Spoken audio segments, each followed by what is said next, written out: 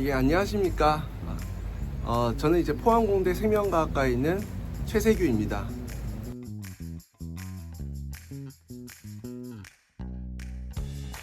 저는 포항공대 내에 바이오 오픈 이노베이션 센터 4층에 연구실을 꾸리고 있습니다.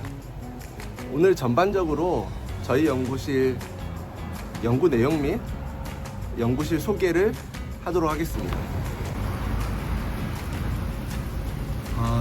보시면은 바이오 오픈 이노베이션 센터는 포항공대 내에서 큰 길가에 있습니다. 그래서 전반적으로 건물 안에 들어가 보시면 여기가 1층입니다.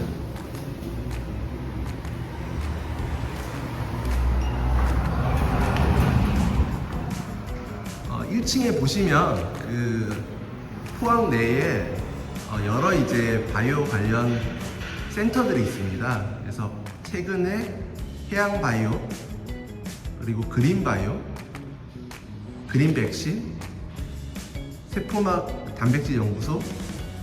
실제로 보시면은 포항 융합기술산업지구라고 해서 그 포항 KTX 역 근처에 경북도청 제2청사 및 여러 이제 바이오 관련 센터들이 들어오고 있습니다.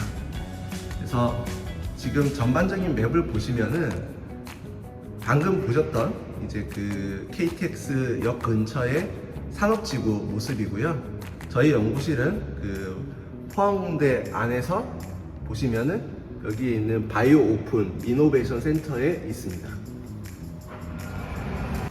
4층에는 총 6개의 연구실이 위치하고 있고, 여기 보시는 공간이 이제 연구원 및 대학원생들 휴게 공간으로 사용되고 있습니다. 그래서 실제로 이제 라운지 형태를 갖추고 있고요. 보통 이제 그 연구원 및 학생분들이 점심 식사 또는 저녁 식사를 이곳에서 하고 있습니다. 그래서 구조가 조금 다소 특이한데, 그 교수님 오피스들이 한쪽에 일렬로 있고요. 보시면은 쭉 해서 제가 이제 가장 엘리베이터 쪽에서 5번째에 위치하고 있습니다. 그래서 이제 이렇고요. 제 연구실이고, 실제로 들어가 보면 저희가 이제 오픈랩 형태로 운영되기 때문에 한쪽 베이에 총 3개 연구실이 위치를 하고요. 그리고 유전체학 관련돼서 최근에 저희가 이제 그 글로컬 센터를 통해서 그 스페셜 트랜스크립톰을 수행할 수 있는 장비를 최근에 이제 구매하게 됐습니다. 그래서 보시면은 아코야 장비를 통해서 티슈 샘플 내에서의 전방위적인 슬라이드 내에서의 위치 정보, 그리고 역시나 그곳에서의 프로테온 분석이 가능한 실정입니다. 역시나 옆에는 이미징 장비가 위치하고 있습니다. 그래서 이를 통해서 역시 저희가 이제 그 조직 내에서의 단백질의 위치를 파악하고 있고요. 또한 그 최근 이제 올가노이드를 활용한 여러 이미징이 필요하기 때문에 올가노이드 시스템을 통해서도 저희가 이제 유전체 정보를 분석하고자 합니다. 그래서 연구실을 보시면은, 연구실은 기본적으로 분자생명, 분자생물학을 분석할 수 있는 여러 툴들을 갖추고 있습니다. 그래도 이제 제가 좀 그래도 여러 이제 그 티슈 샘플을 활용하면서 가장 비용적으로나 좀 잘 구매했다고 생각하는 부분이 이제 그 젠틀맥스의 디소시에이터를 활용하고요. 이를 이용해 가지고 저희 연구실에 이제 스킨 샘플을 디소시에이션 하고 그를 이제 싱글셀 분석하는 전 단계에 많이 활용하고 있습니다. 그래서 활용도가 굉장히 높은 장비이고요. 그리고 보시면은 기본적인 연구실 구성은 일반적인 연구실과 크게 차이는 없을 것 같습니다. 대신 저희는 대학원생 또 연구원분들의 휴게 공간과 그 연구하는 공간이 분리가 되어 있습니다. 그래서 보시면 이런 형태로 운영되고 있습니다.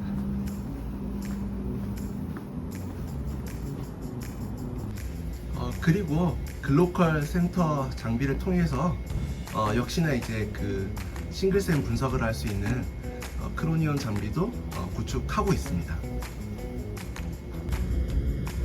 연구실 연구 내용을 소개하겠습니다. 저희 연구실은 유전체학 기술을 활용해서 피부 재생 연구를 수행하고 있습니다. 피부 내에는 모낭줄기 세포가 있는 벌지 리즌, 주변에 있는 여러 이제 니시 세포들이 이들을 조절하고 있습니다. 이렇게 보시면은 텔로젠, 에너젠, 케터젠이라는 세 가지 피부의 성장 주기가 존재를 하고요. 과정을 보시면 에너젠 시기에 줄기세포가 활성화가 되면서 이들이 분화되어 헤어 샤프트를 만듭니다. 이때 보시면은 줄기세포의 결국 내부에 있는 유전체 발현 조절이 결정적으로 마지막 단계인 헤어 샤프트까지를 결정하게 됩니다. 그리고 이 단계는 다시 케터젠, 텔로젠으로 가면서 줄기세포는 정지하게 됩니다. 그리고 역시나 이 주변에 있는 니시 세포들, 결국은 아디포 티슈, 면역세포, 림파릭 베슬 등이 모두 다 이제 관여하기 때문에 유전체의 변화 등이 지금은 각광받고 있는 연구 주제로 각광받고 있는 추세입니다. 또한 그 젊었을 때와 달리 젊었을 때는 주로 이제 그 앞서 얘기했던 세 가지 단계를 잘 조절되고 있습니다. 근데 이제 노화 과정에서의 결국 줄기세포의 변화, 줄기세포의 유전체 변화에 특히 관심을 가지고 있습니다. 최근 들어서 보시면은 알려진 바로는 줄기세포가 원래 있는 벌지 리전을 탈출하거나 또는 줄기세포가 표피세포화 되는 과정들이 알려져 있습니다. 그래서 이들이 왜 이렇게 되는지에 대해서 유전체적으로 연구가 수행된다면은 향후 노화를 예방할 수 있는 툴로도 개발이 될 것 같습니다. 그래서 첫 번째로 저희 연구실에 수행하고 있는 결국 이제 그 매멀리언의 경우에는 재생이 되지 잘 않습니다. 근데 그 과정에서도 역시나 이제 피부에는 상처에 의해서 모낭이 재생되는 과정이 알려져 있습니다. 그래서 예시를 보시면은 이게 이제 그 두 가지 조건을 보여주고 있습니다. 상처가 작았을 때는 보시면은 ECM으로 결국 회복이 되고 있고요. 반면에 큰 상처가 났을 경우에는 가운데 부분에 모낭이 재생되고 있습니다. 과연 이는 생각해 보시면 가운데 홀이 생겼고 그 부분에 세포가 다시 채워지면서 일부 세포는 모낭이 되는 과정이기 때문에 왜 어떻게 어떤 세포들이 유전체 변화가 일어나서 이들은 모낭까지 만들 수 있는지에 대해서 저희가 결정적으로 알아내야 되는 부분이 있습니다. 그래서 이제 간단히 소개해드리면 그 앞서 얘기했던 상처가 났을 때 모낭이 생기는 과정 중에 결국 이는 운드이기 때문에 아마 저희는 이제 이뮨 리액션에 좀 더 포커스를 맞추게 됐습니다. 그래서 이제 그 저희 연구실에 이제 그 대학원생 분이 한 연구가 이뮨 레귤레이터 진의 낙아웃을 만들었을 경우에 기존에 알려졌듯이 센터 부분에 헤어 파리클이 생기는 것보다 훨씬 적게 재생되는 과정을 발견하게 됐습니다. 그래서 이 과정을 보시면은 실제로 데이 14 정도가 처음에 패그라는 조그마한 게 생기고요. 그리고 점점점 헤어 샤프트가 길어지고 있습니다. 이에 반해서 이뮨 레귤레이터 진 낙아웃 같은 경우는 길어지다가 다시 퇴화되는 현상을 보입니다. 그래서 어떻게 유전체적으로 이들 변화가 야기될 수 있을지 그 중심을 두고 살펴보게 되었습니다. 그래서 특히나 이뮨 레귤레이터이기 때문에 CD3의 발현을 보게 됐습니다. 보시면은 정상보다 전반적으로 CD3 T셀의 양이 증가하는 걸 아실 수 있고요. 그 중에서도 CD4보다는 CD8셀 T셀이 증가하는 것을 알게 됐습니다. 아마도 증가된 CD8 T셀이 신생 모낭 형성 과정을 억제하고 있지 않을까를 예측하게 됐습니다. 그래서 이제 이도 타임 코스별로 봤을 때 처음 시작점부터 끝부분까지 지속적으로 CDA T셀이 증가하는 걸 아실 수 있습니다. 이에 저희는 우운드 인듀스 헤어파이크 네오제네시스 현상이 일어나는 시작점인 D14 그리고 우운드 인듀스 헤어파이크 네오제네시스가 마지막 단계로 이루어지는 D28 시기에 초점을 두고 싱글셀 분석을 수행했습니다. 이렇게 보시면은 싱글셀 분석을 수행했을 때 각각의 지금 세포들을 다 이제 클러스화 할 수 있었고요. 이는 이제 D14, D20의 Y 타입과 낙아웃의 모든 조건에서 다 이 클러스가 동일하게 존재함을 아실 수 있으십니다. 그리고 나서 앞서 이뮤노스테인 결과 동일하게 CDA 클러스터가 증가하는 걸 아실 수 있고요. 발견하게 됐고요. 그래서 결국은 관련된 유전자 CDA과 관련된 유전자의 발현 증가, 그 다음에 TH17과 관련된 유전자의 감소 현상을 저희가 싱글셀 분석을 통해서 알게 됐습니다. 역시나 D28 시기에도 CDA T셀의 증가, 역시나 말씀드렸던 CDA과 관련된 유전자의 증가 현상과 TH17과 관련된 유전자의 감소 현상을 볼 수 있어서 싱글셀 2를 이용해서 좀 더 그 세부적인 T셀의 변화를 알아내는데 성공했습니다. 이는 아직 진행 중인 연구이고요. 이어서 저희가 두 번째 연구 주제에 대해서 좀 얘기를 드리겠습니다. 리프로그래밍이라고 해서 앞서 얘기 드렸듯이 이제 OSKM을 발현을 시키면 셀 아이덴티티가 변화되고 이 OSKM 발현의 경우에는 인듀스 프로리퍼레이스턴스의 iPSC를 만드는 기술로 사용되고 있습니다.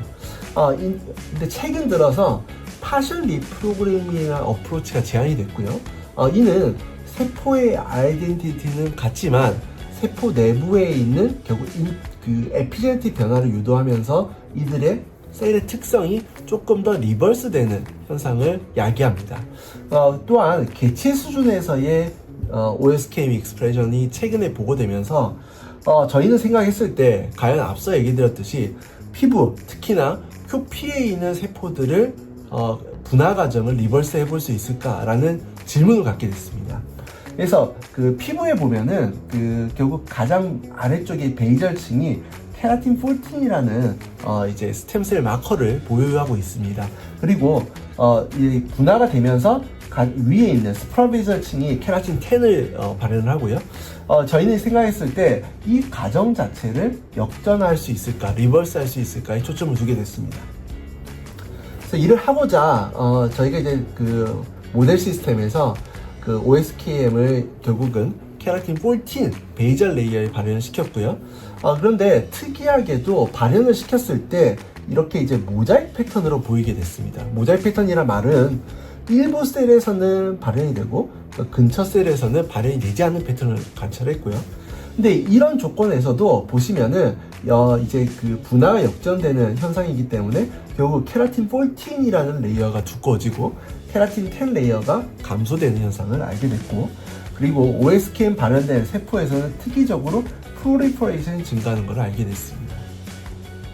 그리고 싱글셀 2를 이용해서 이들을 분석했을 때 역시나 말씀드렸다시피 베이잘, 스프라, 그 다음에 프로리퍼레이션된 세 가지 클러스터를 알게 됐고요.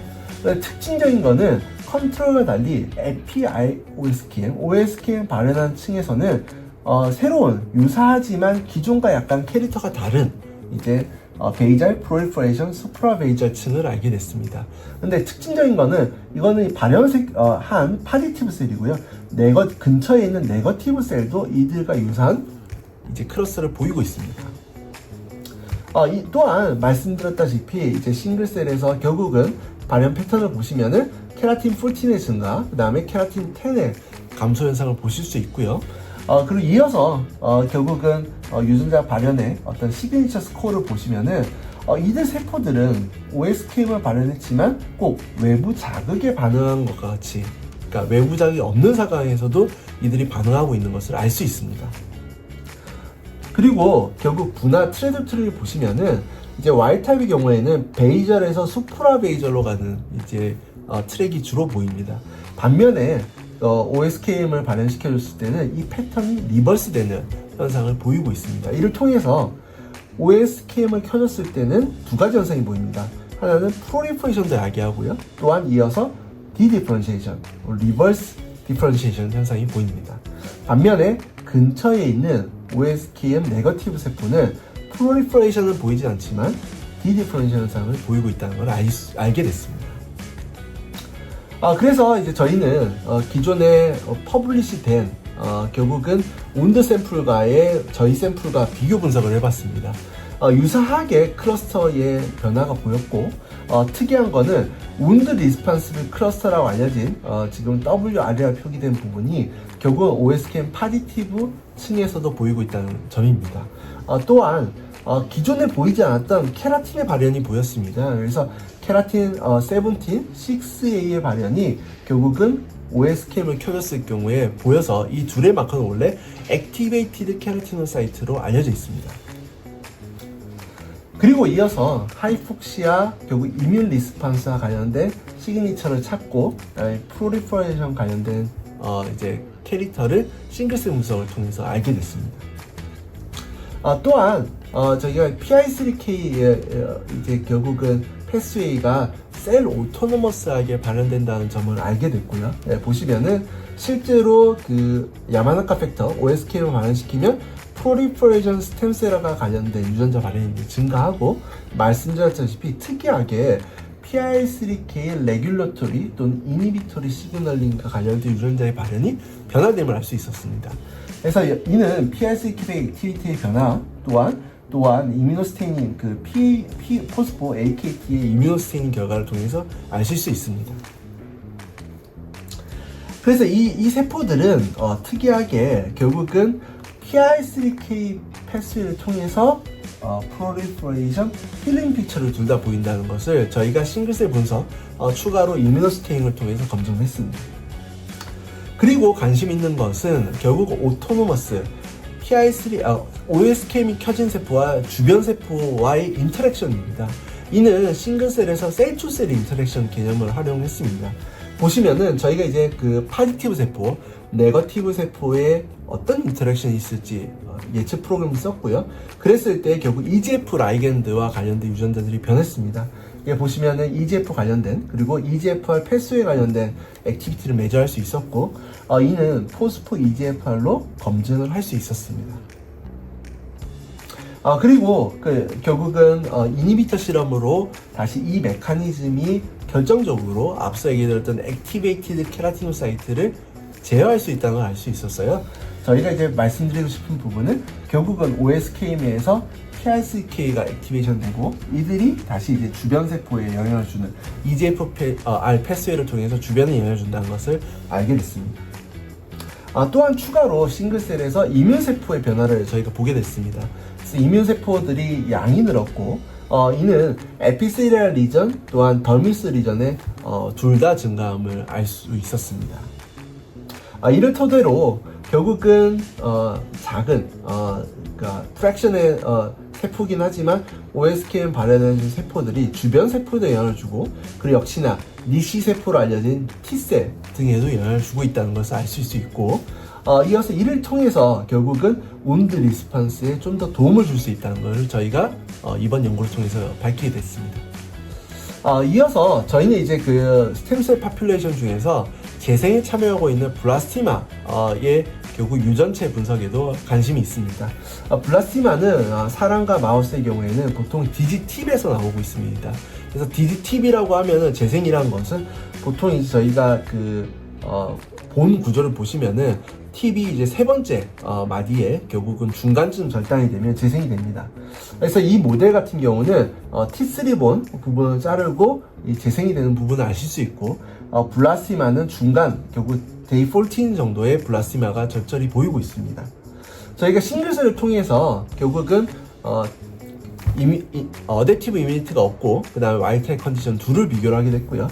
이때 보면 메젠키멀 셀 파퓰레이션이 주로 이제 말씀드렸다시피 블라스마 셀 파퓰레이션입니다. 이들의 결국은 진 온톨로지, 그 다음에 어떤 피노타입 온톨로지 분석을 통해서 보면은 보실 수 있도록 메타볼리즘 패스웨이들이 많이 변화된 것을 관찰할 수 있었습니다. 그래서 이들 싱글셀 분석을 통해서 어떻게 블라스티마 비헤이비어가 달라질 수 있을지에 대해서 이들이 어떻게 재생에 참여할 수 있을지에 대해서 현재 연구를 수행 중에 있습니다.